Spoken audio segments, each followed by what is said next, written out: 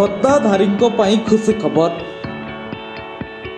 नुआ घोषणा करिसेंती राज्य सरकार 3 मासर भत्ता 12,000 पाइबे। राज्य सरकार भत्ताधिकारी एक बड़ खबर घोषणा करिसेंती।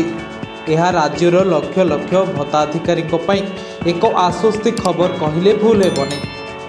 वर्तमान पर्यंत लोक माने पेंशन पाई किछि दिन अपेक्षा करि रहउतिले, किंतु वर्तमान सरकारी कर्मचारी माने घर को आसी पेंशन टंका देउछंती।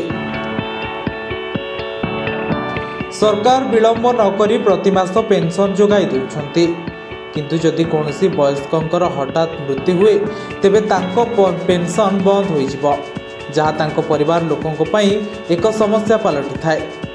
जदि जड़े वृद्ध से शय्याशायी हुअंती किंबा वृद्ध घरर पुरुष मुख्य अर्थात जदि मालिक मरी जाती तेबे सरकार घरर महिला और पत्नी को पेंशन जोगाती।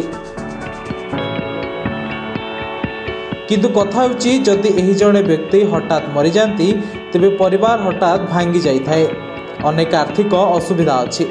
एपरिकी जड़े व्यक्तिंकर मृत्यु होगला पर भी अनेक मास पर्यंत तांको पेंशन मिले नाही, किंतु वर्तमान एथिपाई कोनोसी असुविधा नाही।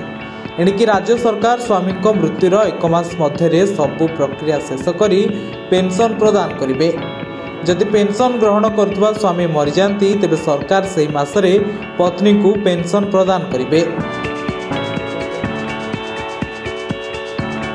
एही मासर नवेम्बर 1 रु 15 मध्य विधवा होइतिबा 5,402 पत्नी को 4,000 हारे पेंशन दिया। आहरी मध्य प्राय 50,000 लोक जो माने 3 मास मध्य पेंशन नहीं पारि नाहंती सेमानकु 3 मास पाई 12,000 टंका एवं 2 और 3 मास पाई मासिक 4,000 टंका प्रदान करा जिवो। समस्ते जानती जे नूतन वर्ष रे गोटे दिन पूर्व सरकार उपहार स्वरूप पेंशन बंटन करती। कह जाए जे जदि थरे 2 मास दिया जाए तेबे 8,000 टंका दिया जिवो। तेबे एही खबर सुनी अनेक भत्ता हिताधिकारी खुशी होइछंती। ब्यूरो रिपोर्ट उत्कल प्रतिदिन।